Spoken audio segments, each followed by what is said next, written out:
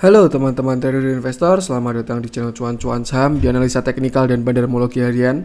Seperti biasa, hari ini hari Selasa 4 Mei 2021, hari yang menarik setelah kemarin-kemarin IHSG kurang bagus ya. Kalau menurut saya hari ini menarik. Bagaimana analisanya? Nanti kita langsung aja analisa ke IHSG dan juga beberapa saham yang sangat-sangat menarik dan masih prospek. Seperti itu.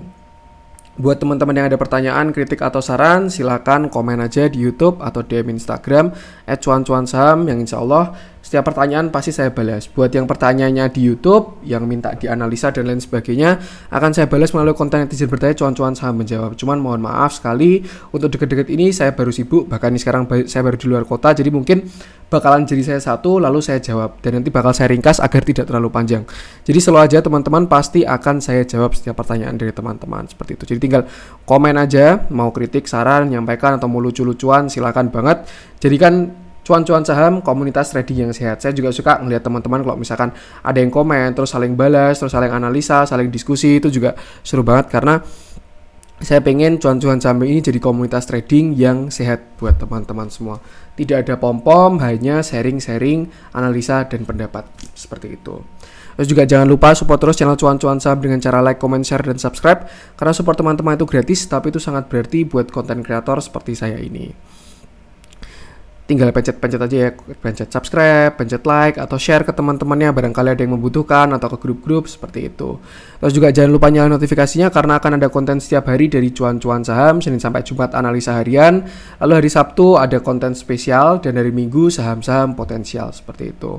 Oke, langsung aja kita akan masuk ke IHSG, kita masuk ke foreign flow dulu alias pergerakan asing. Hari ini asing net buy dengan jumlah yang cukup besar, total net buy-nya 416 miliar, angka yang cukup besar. Lalu transaksi di IHSG hari ini 9,2 hampir 9,3 triliun ya. Itu masih ya wajar lah, belum kembali besar lagi. Cuman kalau dilihat, kalau menurut saya sesi kedua ini ada sesuatu yang menarik. Karena kalau nggak salah sesi pertama tadi closingnya cuman 4 triliun transaksi itu. Artinya hampir 60% transaksi itu terjadi di sesi kedua. Dan kalau misalkan teman-teman lihat pada candle ya, pada RTI dulu sebelum kita nanti lihat candlenya, IHSG itu naiknya di sesi kedua yang buat candlenya seperti itu. Oke.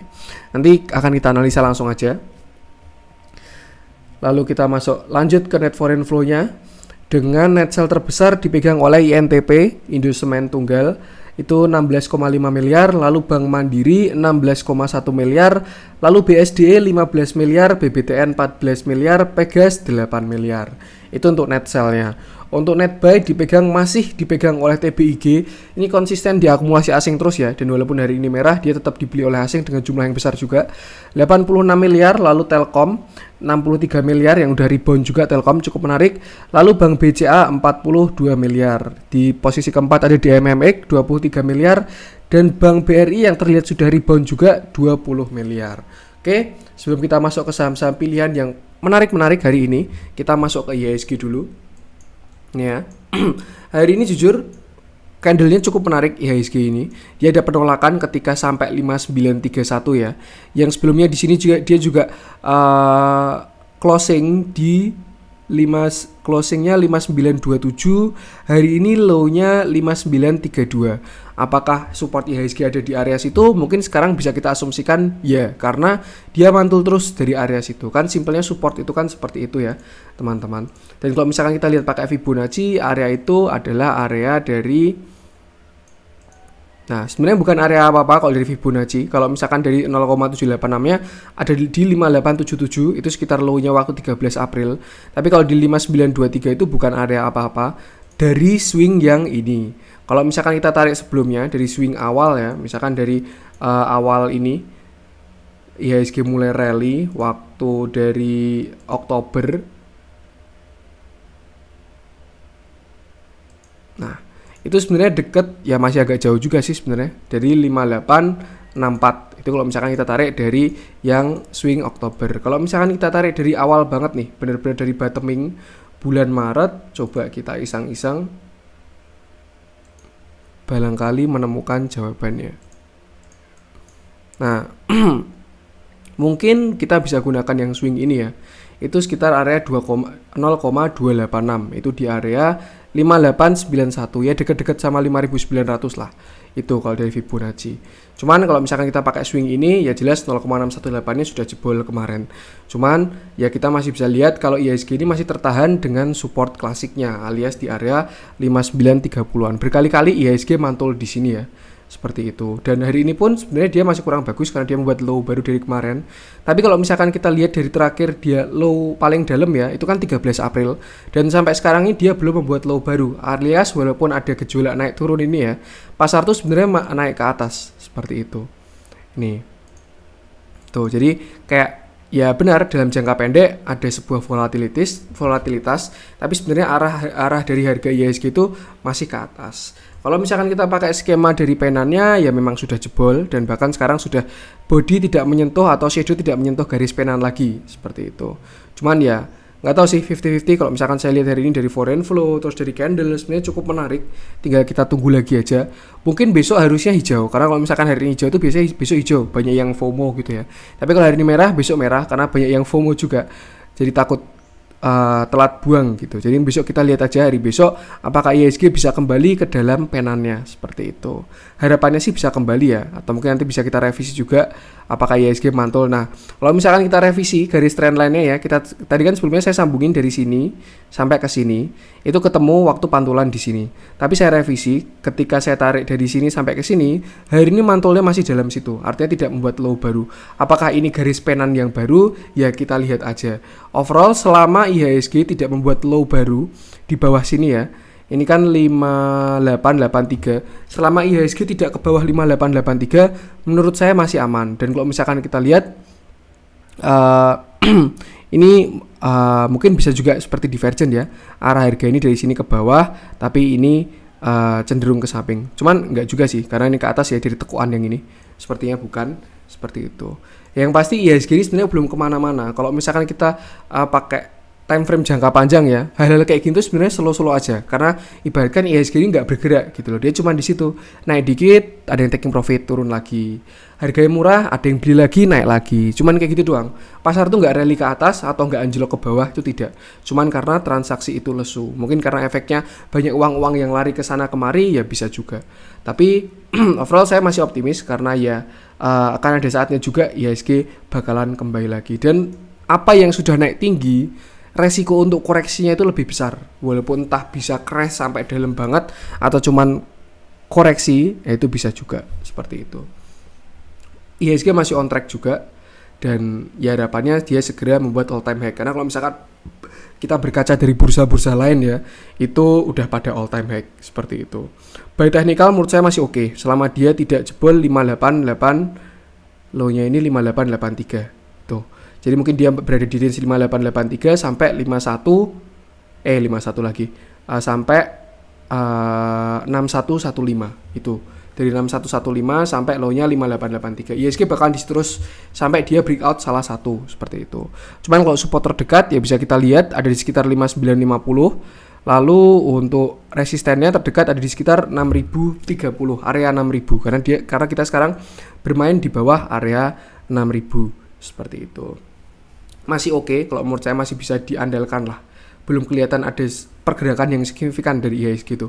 Kalau koreksi juga nggak dalam, kalau naik juga nggak. Cuman ya wajar lah volatilitas jangka pendek, karena memang trader itu banyak ya, yang melakukan transaksi di pasar itu kan banyak banget. Makanya pasar itu volatile. Cuman kalau dilihat dari hari ini menurut saya ini menarik sekali. Tuh, dilihat juga dari saham-saham komoditas kayak Antam dan kawan-kawan yang jelas nanti bakal kita bahas karena itu menarik sekali. Ada view yang sangat bagus dari saya. Nanti tinggal kita lihat aja. Seperti itu. Terus juga ya seperti itulah, ini juga mau bulan-bulan bagi dividen. Walaupun sekarang ini Mei ya. Cuman ya kalau misalkan memang benar ada istilah namanya sell on May and go away. Cuman ya itu tidak terbukti 100% karena dari Mei sampai Oktober pun ada juga yang IHSG itu hijau, ada juga penelitiannya. Jadi sebenarnya tugas kita cuma mengikuti pasar aja. Kalau misalkan pasarnya memang baru koreksi, ya kita pasang posisi. Tapi kalau pasarnya baru naik, ya kita pasang posisi juga. Nggak perlu melihat kanan kiri, nggak perlu mendengarkan kanan kiri. Yang penting analisa kita aja seperti itu. Dan posisi kita, kalau misalkan kita punya view ke atas ya kenapa tidak tinggal batasi resikonya seperti itu. Itu tadi untuk view optimisnya. Untuk view pesimisnya menurut saya jelas itu dari corona yang India itu ya, yang mereka ada semacam gelombang baru karena kemarin dari upacara keagamaan kalau nggak salah beritanya seperti itu ya, dan menyebabkan corona di India ini seperti membludak lagi. Itu sebenarnya bahaya, dan karena kalau misalkan kayak gitu itu bisa snowball ya ke negara-negara lain seperti itu. Ya harapannya tidak bakal terulang dan juga segera teratasi corona ini. Cuman kalau misalkan kita bandingkan dari Maret tahun lalu, kalau menurut saya jelas beda keadaannya. Kalau Maret tahun lalu itu benar-benar corona baru datang dan negara-negara itu tidak siap dengan keadaan seperti itu. Cuman kalau sekarang saya yakin yang namanya keadaan itu sudah berbeda. Yang namanya fasilitas kesehatan pasti juga sudah beda, teknologi untuk mengatasi COVID sudah beda, screeningnya pun juga udah beda. Kalau dulu misalkan cuma ada rapid swab, sekarang udah ada genos dan lain sebagainya seperti itu. Sekarang pun udah ada vaksin, dokter-dokter sudah berpengalaman, setidaknya mereka sudah pernah setahun itu mengatasi COVID, yang pasti tidak kayak waktu tahun kemarin ya ketika COVID itu baru datang. Jadi kalau misalkan kita panik ya mungkin kita lihat dari sisi ekonomi aja kalau misalkan terjadi lockdown dan lain sebagainya. Cuman kalau dari sisi COVID, menurut saya keadaannya sudah beda. Dan harapannya masyarakat kita tertib juga agar tidak seperti India, seperti itu. Itu untuk ulasan IHSG dari saya yang menurut saya masih belum bergerak. Cuman kalau saya lihat dari keadaan hari ini ya, semoga aja arahnya ke atas. Kalau saya lihat dari tanda-tandanya, dari candle, dari net buy asingnya dan lain sebagainya. Oke, langsung aja kita mulai dari Netsal dulu. Saham pertama mungkin kita cek INTP ya, yang jadi dijualin asing terbesar hari ini. Nah, ini asing INTP asing Netsal dengan jumlah yang cukup besar, 16 miliar seperti itu. Dan dengan volume yang cukup besar juga, artinya penurunan ini di respect. Dan kalau misalkan teman-teman lihat ya sebenarnya INTP ini masih downtrend. Setelah dia kemarin mencoba kembali ya, kalau misalkan kita lihat ini garis yang saya ganti warnanya ini, warna merah kali ya biar beda. Dia kepentok sama garis resisten ini. Ini downtrend dari tahun 2019. Dia kan downtrend ya. Sebelumnya sempat breakout dan saya sempat beli di sini. Ketika dia breakout, dia retest, saya beli waktu itu di sini. Tapi ternyata ketika ini kan margin call ya, 26 Januari akhir ini kan turun, yaudah saya kena stop loss juga. Dan akhirnya dia nyungsep lagi ke dalam downtrendnya. Dari downtrend jangka pendeknya masih downtrend, dari jangka lumayan panjangnya juga masih downtrend juga. Kalau misalkan kita sambungin ini dari yang tahun 2014. Bahkan kalau misalkan disambungin dari ya ini high-nya di sini sih 2014 ini. Ini ya, yang garis warna hijau ini. Jadi kalau misalkan kita lihat ya sebenarnya si INTP ini untuk jangka panjang masih downtrend. Mirip-mirip sama Unilever ya. Kalau Unilever pendeknya downtrend, panjangnya juga downtrend. Cuman kalau panjang banget ya masih uptrend juga karena dari naik juga ya. Ini juga sebenarnya kalau misalkan kita tarik dari sebelum-sebelumnya juga masih naik. Cuman ya dia dari tahun 2014 tuh koreksi terus INTP. Jadi walaupun ada kenaikan, cuman sebenarnya tren besarnya itu dia sedang turun. Dan sekarang dia sedang kepentok garis trennya ini. Kelihatan banget garis tren merah ini masih di respect ya. Karena berkali-kali dia menyentuh garis ini tapi belum berhasil di breakout. Padahal sebenarnya kalau sebagai by teori ya, 3 kali menyentuh tuh harusnya tren tuh semakin melemah. Jadi kalau misalkan udah kena 1 kali, 2 kali, 3 kali, 4 kali, 5 kali, 6 kali, tapi ini belum jebol-jebol ya. Kenapa? Karena kalau misalkan sudah sering di retest, support atau resistance itu bakalan semakin lemah. Karena semakin banyak transaksi yang terjadi di sana, seperti itu. Overall itu ulasan untuk INTP, dia masih downtrend dalam jangka pendeknya. Untuk support menurut saya di area 12.000 kelihatan sekali, ini ada support klasik. Area demand juga 12.000 itu. Artinya ini bakalan cukup kuat untuk menahan penurunan INTP. Mungkin skemanya dia ke 12.000 baru breakout, yang artinya teman-teman bisa manfaatkan ketika INTP itu nanti berada di area 12.000 kalau teman-teman mau beli. Untuk target breakout dulu downtrend channel ini teman-teman bisa garis sendiri. Next dia bisa ke garis hijau ini area 14.000. Itu resisten klasiknya dia seperti itu. Itu untuk INTP. Next kita masuk ke saham selanjutnya, Bank Mandiri. Hari ini dia di net sell asing. Candlenya sebenarnya cukup menarik hari ini ya. Kalau misalkan kita lihat walaupun dia asing net sell, cuman candlenya cukup menarik dari hari ini hammer.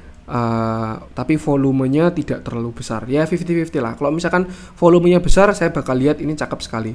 Cuman karena volumenya tidak besar ya menurut saya perlu konfirmasi dulu seperti itu.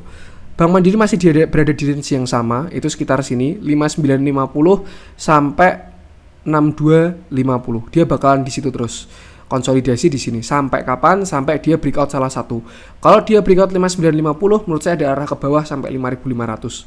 Tapi kalau dia berhasil breakout 6275, arahnya bakalan ke atas. Kalau untuk target mungkin untuk gap dulu di sekitar 6625 seperti itu. Sekarang dia juga baru di area demand-nya ya, sampai sini low-nya ini ya. 6075 seperti itu.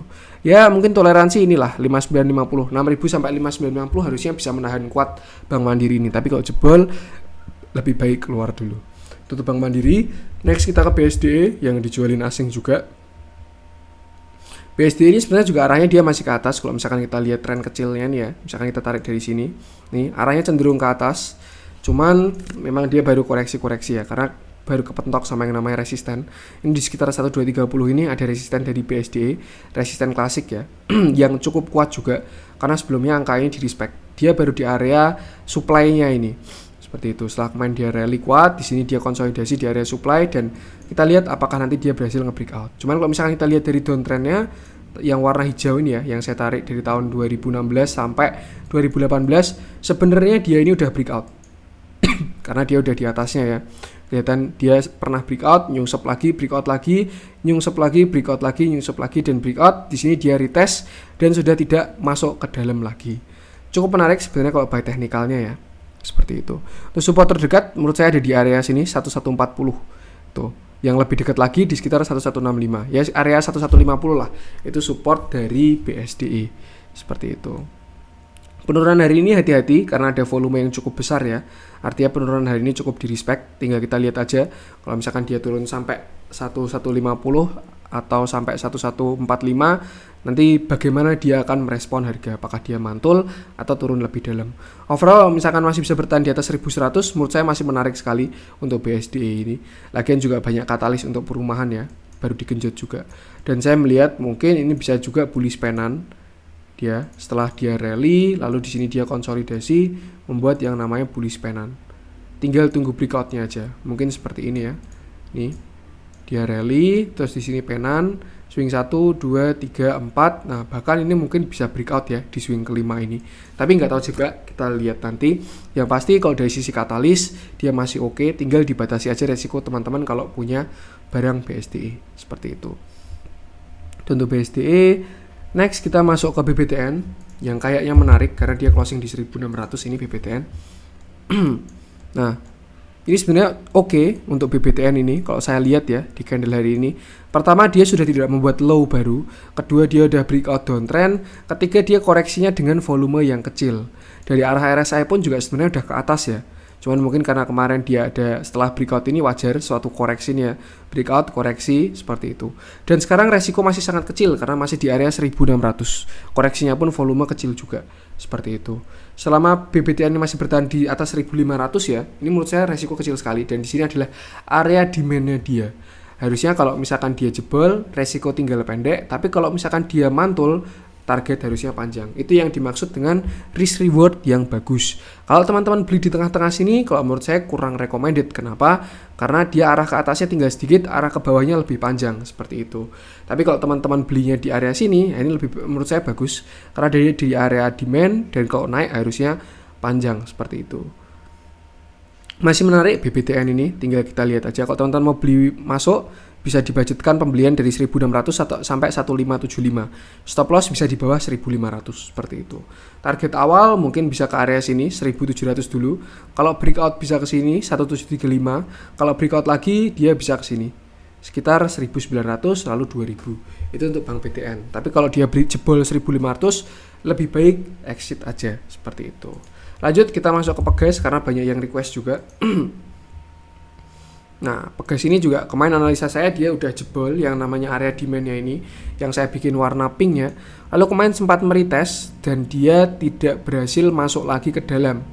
Kalau misalkan dia berhasil breakout sini, low-nya gap ini ya 1300, kalau dia bisa di atas 1300, sebenarnya Pegas ini kembali menarik. Kemarin juga dari segi fundamental ada rombaan manajemen walaupun saya tidak begitu tahu siapa yang mengambil alih dari Pegas ini. Tapi setahu saya kemarin baca berita ada yang diganti dari eksekutifnya Pegas itu. Ya, semoga aja itu dampak yang bagus buat Pegas seperti itu. Kalau by technical ya kita lihat dia sudah tidak membuat low baru setelah dia membuat low-nya di 1145 ini, seperti itu. Dia mantul dari 1145 dan sekarang arahnya ke atas, tidak membuat low baru. Jadi sebenarnya arahnya ini sudah uptrend dari si Pegasnya, cuman dari jangka waktu pendek sekali, cuman setengah bulan ini ya. Tapi kalau jangka waktu panjang ya si Pegas ini masih downtrend kuat seperti itu. Dan mungkin dia waktu di sini kepentok sama yang namanya garis downtrend channelnya dia ya. Tapi kalau saham-saham kayak gini sebenarnya peluang untuk dia naik tuh tinggi. Tinggal kita lihat aja apakah nanti bisa comeback ke harga tingginya. Karena dia pernah dihargai di harga setinggi itu. Kalau menurut saya tinggal menunggu uang-uang kembali ke IHSG aja. Kalau misalkan nanti instrumen lain ada yang crash, misalkan crypto crash, saya yakin uang-uang bakalan kembali ke sini-sini lagi. Seperti itu. Untuk support dari Pegas menurut saya ada di area 1200 ini. Kelihatan sekali setelah dia breakout, dia mantul dari 1200 dan tidak closing di bawah 1200, bahkan ke atas terus arahnya. Jadi kalau misalkan teman-teman mau spec buy, ya di dekat 1200 harusnya oke. Dengan target pertama breakout 1300 dulu. Kalau misalkan dia terjadi pelemahan ketika di area 1300, lebih baik keluar dulu karena takutnya itu akan mengkonfirmasi 1300 sebagai resisten dia. Tapi kalau dia naik ke 1300 dan bisa breakout, harusnya cakep bisa ke atas lagi. Seperti itu. Tuh, support pertama di 1200, support kedua di area 1150. Seperti itu. Itu untuk Pegas. Next kita masuk ke yang hijau-hijau. Sebelum kita bahas trio metal ya, mungkin dari TBIG.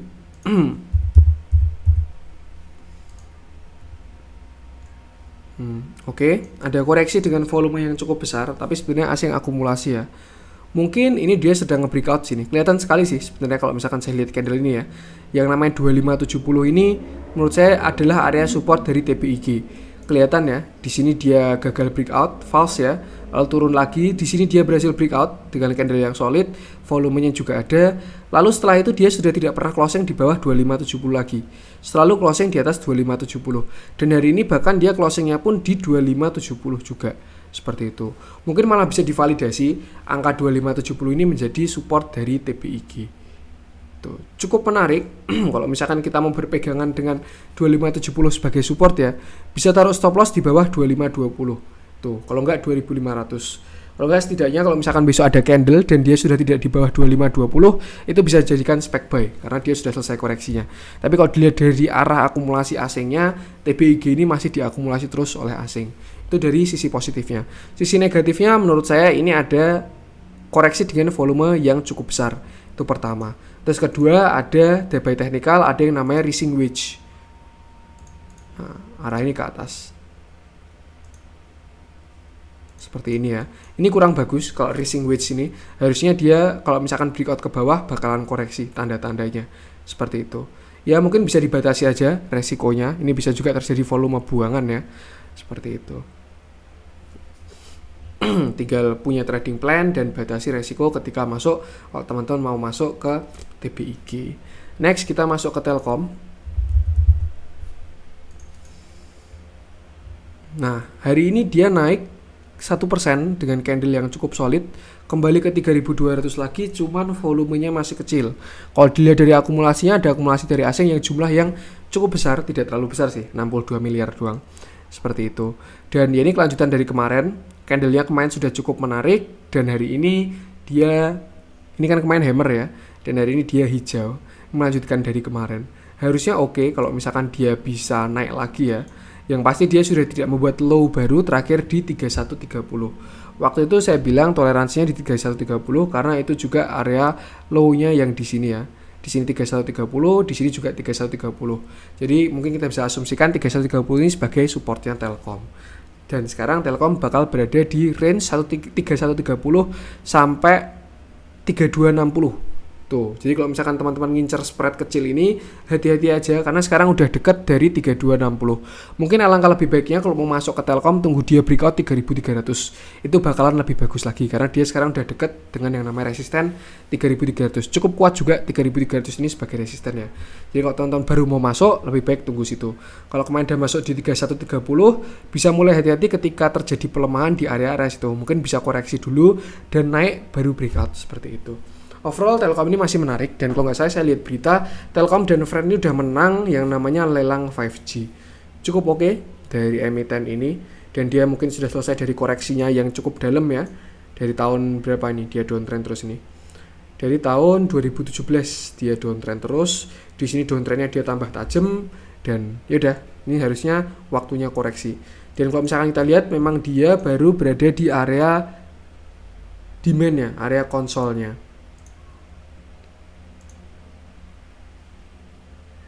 Nah, mungkin seperti ini. Area konsol yang cukup besar, dia sempat konsol-konsol juga di sini. Tuh, dan sekarang dia udah kembali lagi. Tuh.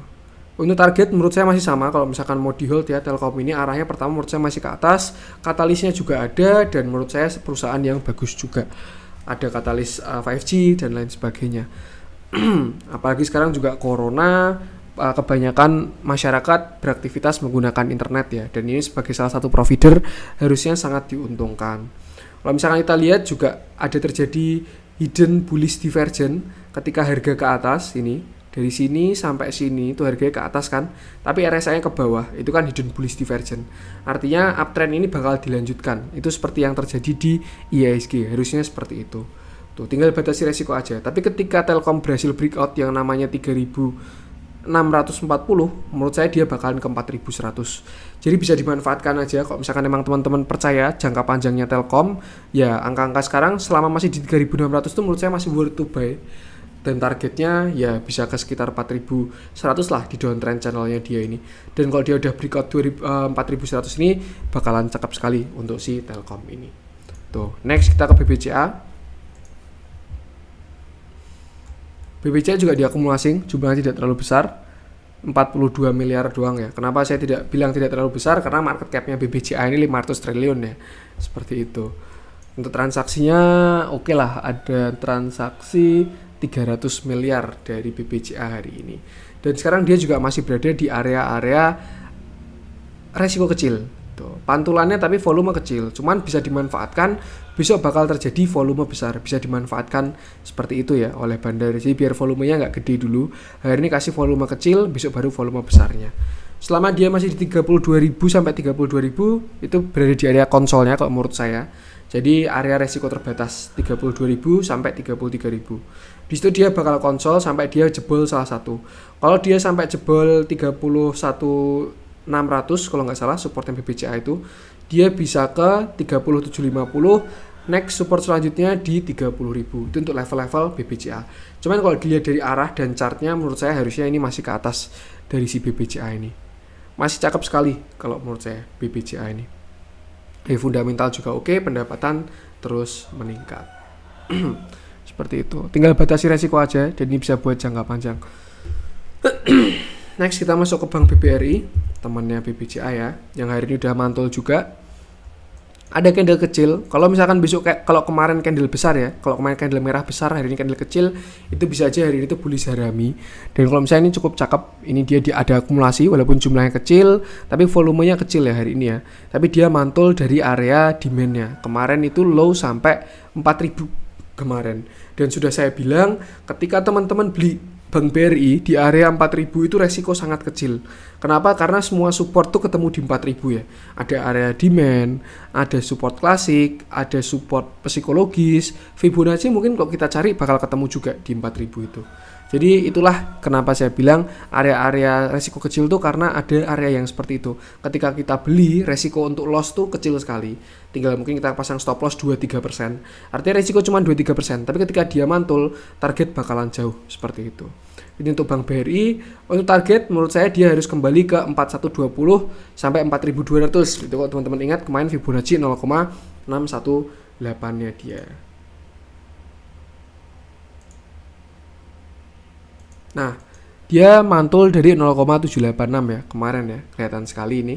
Itu tapi juga area semua support ketemu itu, dan bagus harusnya udah ada candle hijau ini, harusnya sudah konfirmasi walaupun volumenya belum besar. Tapi kalau volumenya udah besar, harusnya naiknya nggak bakal cuma 1% doang, mungkin dia bisa naik 2-3%. Jadi bisa dimanfaatkan mungkin ya. Yang pasti resiko kecil selama dia di area 4.000 itu. Target itu tadi 4.200, kalau bisa breakout dia bakal lanjut ke 4.400. Dan kalau bisa breakout baru arahnya ke atas, ke sini dulu nih, 4.500-an. Kalau bisa breakout lagi baru dia ke 5.000. Itu untuk Bank BRI. Lanjut kita masuk ke yang merah-merah. Kita mulai dari apa ya?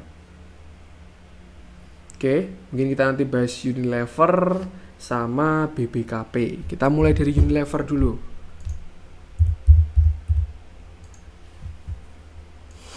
Unilever ternyata setelah kemarin saya bilang ada divergen ya, divergennya gagal. Kenapa? Karena dia breakout ini. Nah, hari ini dia jebol divergennya ini. Kalau misalkan kemarin kita lihat ya, arah harga ini kan ke bawah, tapi arah RSI ini ke atas. Nah, itu kan terjadi yang namanya regular bullish divergence seperti itu. Cuman kalau sekarang ya sudah tidak divergent lagi, arah harga ke bawah dan RSI-nya kalau menurut saya masih ke bawah juga.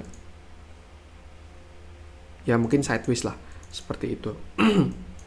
Nih, ini untuk Unilever. Cuman kalau misalkan itu untuk kurang bagusnya ya. Cuman kalau misalkan kita lihat, ya sebenarnya ini area sudah semakin bagus. Tapi ya kalau minusnya 6.000 itu udah jebol. Karena harusnya 6.000 itu bisa menahan, tapi hari ini high-nya 5950, dia udah jebol dari 6.000. Artinya sekarang 6.000 bakalan jadi resistennya dia. Tuh.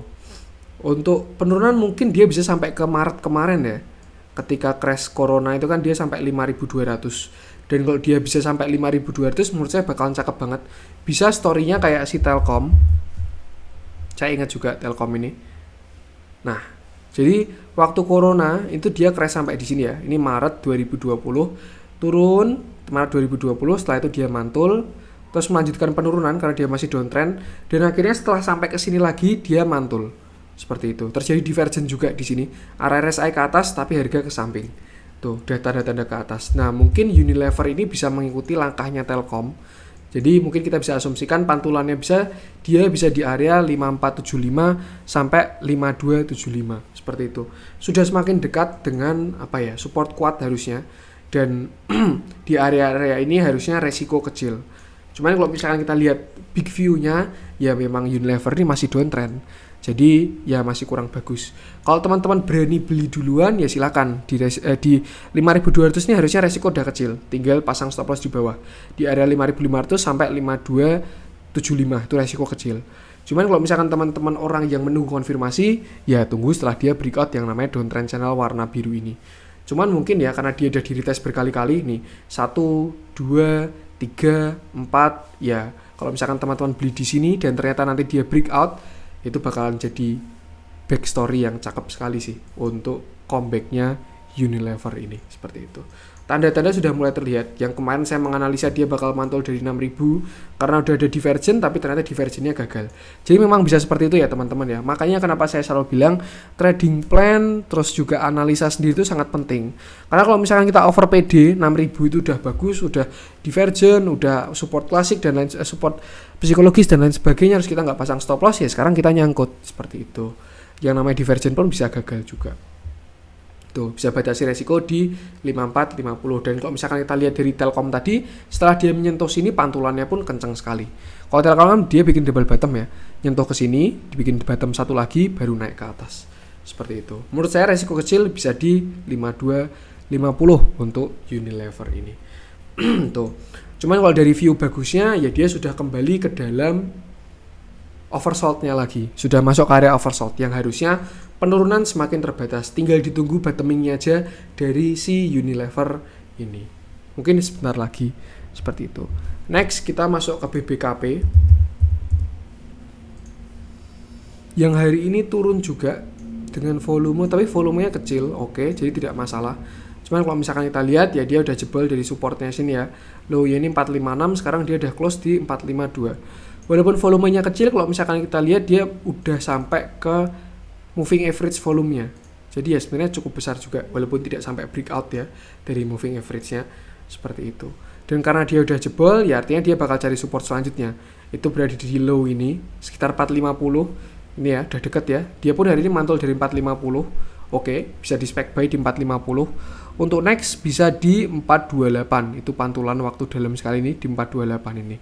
Jadi untuk support BBKP dia di 450 dan 428. Dan kenapa BBKP masih kayak gini? Karena menurut saya masih belum selesai ya sengketanya Bosowa itu, walaupun namanya udah Kukmin Bank, tapi Bosowa ini masih berada di dalam Kukmin Bank. Tapi ketika Bosowa ini nanti selesai, kalau menurut saya kok BBKP ini bakalan jadi sesuatu yang besar. Karena kalau misalnya kita tahu Kukmin Bank ini bank besarnya Korea ya, kalau nggak salah seperti itu. Masih cakep kok selama 428 ini belum breakout, harusnya dia nanti bisa mantul. Atau kalau teman-teman mau spek buy bisa tunggu di 450 lagi dan pasang stop loss. Kalau enggak, pembelian bisa dicicil 450 dan 428. Itu untuk BBKP. Next, kita masuk ke yang hijau-hijau yang pasti udah ditunggu-tunggu hari ini, Zinc. Nah, itu kemarin sudah saya analisa ya, Zinc ya. Dan hari ini dia naik sampai 10%. Memang masih menarik dari harga komoditasnya. Kalau misalkan teman-teman kemarin lihat analisa saya dan beli Zinc, itu harusnya udah cuan. Oh, malah belum saya buka nih. Nih ya, kemarin saya bikin konten Zinc itu di sini. Hari ini pun masih sehat naiknya. Candle bagus, volume bagus, belum ada anomali. Menurut saya masih berlanjut juga kalau menurut saya, cuman dia udah deket yang namanya resisten. Jadi mungkin hati-hati seperti itu. Kemarin saya bikin konten di sini karena dia udah breakout, udah retest juga, komoditasnya masih bagus karena ternyata Zinc ini komoditasnya salah satunya ada timah dan chopper ya, dan kedua komoditasnya itu baru naik semua. Tuh setelah dia bottoming, lalu di sini dia bikin base. Ini biasanya fase akumulasi tuh kayak gini. Harga nggak kemana-mana, volume kecil, ya pokoknya retail nggak ngelirik lah. Dan ketika dia udah bikin breakout, nah retail baru masuk. Itu yang namanya partisipasi publik. Seperti itu. Zinc masih lumayan oke dari harga komoditasnya. Nanti kita cek yang lain aja. Cuman by technical dia udah deket resisten di area 170. Kalau misalkan dia besok gagal dari 170, mungkin dia bisa koreksi dulu karena udah masuk area overbought juga. Mungkin kalau misalkan koreksinya volume kecil dan membentuk yang namanya bullish continuation, teman-teman boleh entry di bottomnya, entah nanti dia bikin flag atau penan atau gimana, itu bakal menarik. Tapi kalau misalkan dia ternyata koreksi dengan volume besar, hati-hati aja. Tuh yang pasti 170 bisa wait and see dulu. Tapi kalau ternyata nggak koreksi langsung breakout 170, ya dia bakal lanjut kenaikannya. Seperti itu untuk Zinc. Next kita masuk ke Tins dulu yang juga naik banyak. Nah, Tins pun hari ini naik sampai 6%, hampir 7%. Semakin cakep kalau menurut saya dengan harga komoditas yang bagus juga. Ini kan timah ya ini ya. Komoditasnya timah, dia udah breakout dari sideways-nya ini. Di sini ya, udah breakout dengan volume yang enggak kelihatan sih volumenya sih. Kalau misalkan saya bikin candlestick kurang kelihatan juga karena kurang bagus ya, spreadnya tidak ada. Tapi makanya kenapa saya yang untuk tint ini saya pakai garis. Overall saya lihat ini sudah oke. Untuk dari timahnya ini mungkin dia bisa retest karena dia belum retest ya. Nanti ketika ya mungkin momennya besok dia retest. Nah terus nanti saham-sahamnya juga retest dengan volume yang kecil karena ini dia juga habis breakout juga. Seperti itu.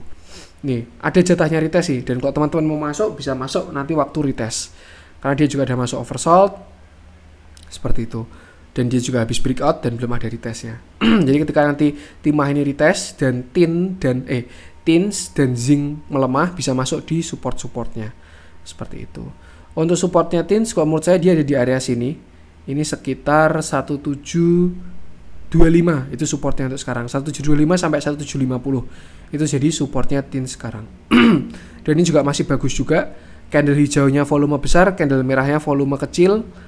Dan ya hari ini masih naik dengan volume yang cukup besar juga. Tapi kelihatan ada shadow di atas yang artinya mulai ada penolakan, ada taking profit ya mungkin ya. Karena memang mungkin mengantisipasi yang namanya timah itu belum retest juga. Cuman kalau saya lihat tanda-tandanya ya, mungkin ini bisa mulai pada manggung lagi dari nikel dan timah ini.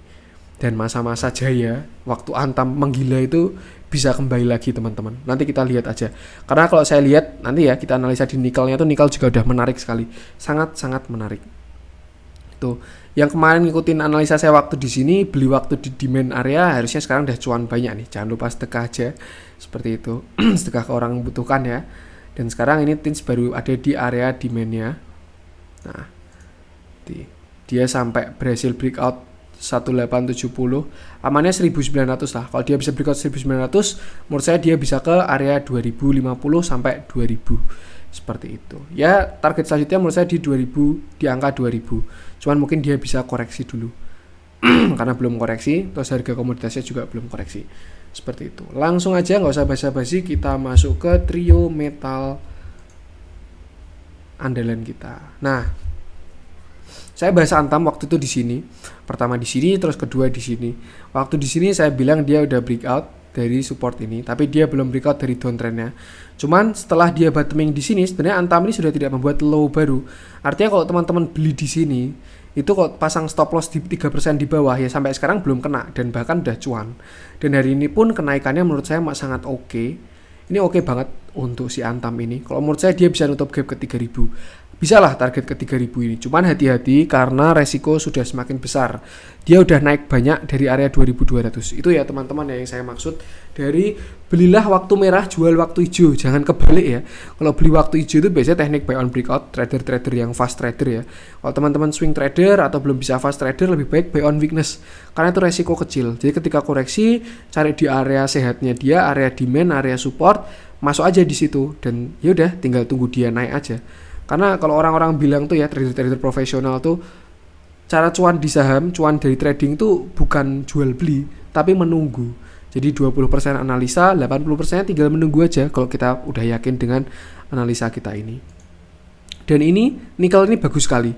Setelah kemarin ini ya waktu dia koreksi di sini 25 Februari ini dia ini kan dia rally dari Maret, dia rally sampai Februari harga nikel ini. Lalu dia koreksi agak dalam, harga nikel ini dia turun 7%, lalu 7%, cuman 2 hari doang langsung turun dalam sekali. Dan sekarang kalau menurut saya sudah ada arah-arah pembalikan arah lagi. Ini ada yang namanya cup and handle kalau teman-teman lihat ya di sini. Dan dia sudah breakout. Dan by teori targetnya ya masih sangat oke dari cup and handle ini.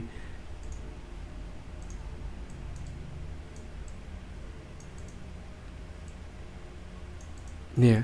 Target sebenarnya bisa ke sini kalau dari cup and handle-nya ke 1400. Dan sekarang aja di 1300 Antam, Antam, Inco, terus Harum udah pada naik semua.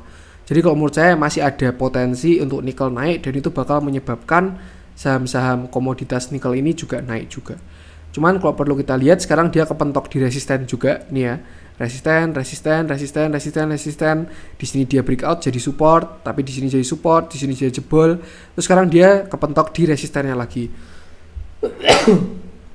Harapannya ini dia udah breakout lalu retest seperti itu. Cuman kalau enggak ya mungkin dia bisa nge-retest ke sini lagi ke cup and handle-nya ini ya. Retest cup handle baru naik lagi. Karena dia belum retest juga waktu breakout cup and handle-nya. Yang pasti saya lihat ini masih menarik sekali untuk proxy nikel ini ya. Tuh. Menurut saya ada arah lah Antam ini sama Inco, Antam dulu lah ya ke 3000-an ini nutup gap di sini. Bisa karena dia udah downtrendnya udah patah juga. Cuma nanti kalau misalkan nikel ini ada koreksi, dia nutup gap, kalau dia nggak kuat breakout ya. Kalau misalkan besok breakout ya udah langsung naik lagi. Tapi kalau ternyata besok nggak kuat breakout dan dia ada koreksi, mungkin Antam bisa koreksi juga ke area 2430. Itu bisa dimanfaatkan teman-teman buat buy. 2500 sampai 2430 seperti itu. Dan sekarang juga udah deket resisten di area 2670 ini. Jadi lebih baik kalau teman-teman mau beli Antam, kalau baru pengen masuk Antam ya, masuk ketika dia udah breakout 2670 atau waktu dia retest ke 2430. Itu resiko kecil daripada beli sekarang karena udah deket banget dengan resistennya. Takutnya dia ke resisten dan nggak berhasil breakout, akhirnya koreksi, nah teman-teman malah jadi nyangkut. Seperti itu. Tinggal tunggu posisinya bagus baru entry. Seperti itu untuk Antam. Cuman overall menurut saya arahnya harusnya masih ke atas. Tinggal kita maintain aja nanti harga nikel ini seperti apa. Yang pasti jatah dari cup handle-nya harus dipenuhi dulu. Setelah itu baru kita update dari situ pergerakannya seperti apa. Kita masuk ke temennya. Yang kemarin itu memang udah terjadi tanda-tanda ya. Ini Inco udah terjadi bullish divergence. Terus juga Antam tidak membuat low baru. Nah kalau teman-teman beli di sini harusnya udah cuan banyak banget ini. Hari ini udah naik 6%. Bahkan udah dari sini ya, dari angka sini udah 17%. Karena saya ngerekomendasi Inco tuh waktu itu di sini. Saya masih ingat banget di dua candle ini resiko pertama sudah sangat kecil, dia sudah tidak membuat low baru. Kedua dia udah bullish divergent. Nih ya. RSI-nya naik tapi harganya itu turun. Nah, itu kan regular bullish divergent. Artinya downtrend ini sudah semakin lemah trennya dan dia siap kembali ke atas. Saya rekomendasi di sini area 4100, tinggal pasang stop loss di bawah 4110. Ini low-nya ini ya. Dan ternyata dia tidak membuat low baru dan yang terjadi udah cuan 17%. Dan sekarang kalau menurut saya ini sudah semakin cakep lagi Inco ini karena dia berhasil breakout 4820. Dia bisa bikin yang namanya double bottom. Ini bottom 1, ini bottom 2 walaupun tidak terlalu sempurna ya karena low-nya beda. Tapi kalau menurut saya dia udah breakout yang namanya 4820 ini. Target harusnya kalau nikel ini nggak aneh-aneh ya, dia ke 5000 dulu. Dan kalau berhasil breakout 5000, dia ke sini dulu. 5.200. Kalau bisa breakout, menurut saya dia bisa nutup gap 5.800 sampai 6.270. Kalau misalkan teman-teman tanya mau masuk lagi di mana enaknya, menurut saya tunggu setelah dia breakout 5.000. Itu bakal lebih sehat. Atau kalau misalkan dia retest ke 4820, bisa nyicil di situ 4820 sampai 4500, itu area buy support, buy on weakness. Kalau mau buy on breakout bisa di area setelah breakout 5000. Itu untuk info. Volumenya pun hari ini juga bagus banget. Bagus lah ini. Ada arah-arah ke atas. Kenapa saya bilang bagus? Karena analisa saya seperti itu. Next kita ke Harum. Ini juga kemarin waktu di sini ada yang tanya dan saya bilang resiko kecil di sini nih 4.800 ini. Karena dia udah dekat dengan area supportnya ya. Low-nya kan di 4670 ini dan dia sudah membuat low baru. Hari pun dia naik 6% dengan volume yang besar juga di atas rata-rata ya ini. Bagus juga ini. Dan kalau misalkan dia bisa breakout 5.700, target menurut saya bisa ke sini nih 6.400. Karena dia bisa buat yang namanya double bottom. Ini setelah dia downtrend, ini bottom 1, ini calon bottom 2, dan kalau breakout bisa lanjut ke atas. Jadi untuk sekarang kalau teman-teman kemarin pada beli di sini ya, 4.800 ini hold terus saja selama dia masih belum jebol sini. Mungkin bisa pasang trailing stop biar cuannya nggak jadi BEP ya. Naikin trailing stopnya pelan-pelan. Mungkin sekarang trailing stopnya di 5.000. Nanti kalau dia udah breakout sini, trailing stopnya di 5.700 gitu. Tapi kalau dia bisa breakout 5.700, target dari sini bisa sampai sini nih, sekitar 6.500. Itu kalau menurut saya. Oke, itu analisa atau konten untuk hari ini. Itulah juga kenapa saya bilang IHSG ini harapannya bisa segera membaik. Karena memang kalau misalkan teman-teman ingat, waktu dulu Antam menggila itu ya, transaksinya Antam itu ngalahin yang namanya BCA. Transaksi BCA itu cuma berapa ratus miliar, sedangkan si Antam tuh sehari itu sampai triliunan. Itulah. Dan harapan saya kalau misalkan nikel membaik, Antam membaik, saham-saham nikel membaik, saham-saham lain membaik, yaitu bakal bisa mengangkat IHSG. Seperti itu. Dan sekarang sudah mulai terlihat ada tanda-tanda. Yang pasti batasi resiko juga. Saya di sini tidak over optimis. Kalau saya pasang posisi juga saya bakal pasang yang namanya stop loss. Karena tidak ada yang tahu apa itu market. Jadi ketika nanti misalnya kita ada analisa ke atas, over optimis, tiba-tiba terjadi sesuatu yang di luar nalar kita, misalkan tahu-tahu perang pecah gitu ya, terus harga komoditas anjlok semua atau gimana, terus harganya ambrol ya nggak tahu juga. Makanya stop loss itu sangat perlu. Trading plan, analisa sendiri, dan juga stop loss seperti itu. Oke, itu aja. Yang ada pertanyaan, kritik, saran bisa sampaikan aja di komen YouTube atau DM Instagram.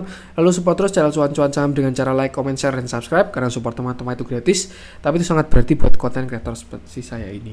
Harapannya IHSG segera membaik dan pasar kita kembali bergairah lagi. Oke, sekian dari saya untuk hari ini dan salam cuan.